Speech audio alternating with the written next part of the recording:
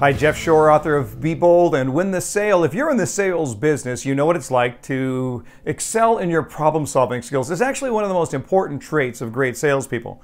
They're quick on their feet. They can knock down a problem and they can move on to the next issue. Now, maybe that problem is in the form of an objection or price issue or whatever it is. If you're in the middle of a sales presentation, maybe that problem is if you're a leader, a sales leader, and you've got a problem with one of your sales staff or a customer or whatever the case may be.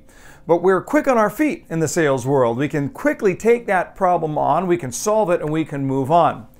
And I want to ask you if that's really the right way to look at things. Because the problem is that after a while, we get into a very reactive mindset. That is, we're reacting to the problems around us.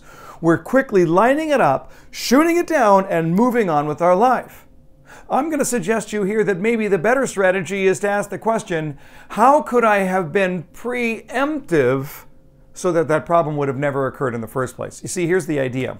Every time you've got a problem that involves a customer, it costs you. It costs you money to fix the problem. It costs you goodwill in the eyes of the customer. It costs you a sale. It costs you a referral, but it costs you in one way, shape, or form. If all I'm ever doing is reacting to customer problems, then I might be able to solve that problem, but I've not prevented all of the future problems. I'm going to ask you that the difference, the opposite of being reactive, is being preemptive.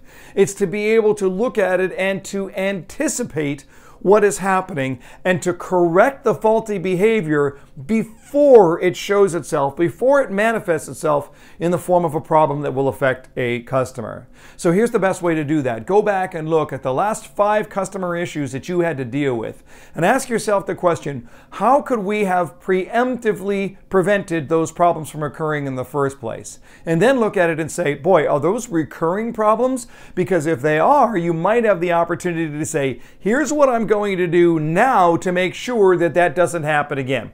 Remember, every single time that there's a problem that involves a customer, it costs you. Well, if I'm a good salesperson or a good business person, that cost is an investment. When I make an investment, what do I want? I want a return. Those last 5 problems that involve customers, you already sunk some cost into it.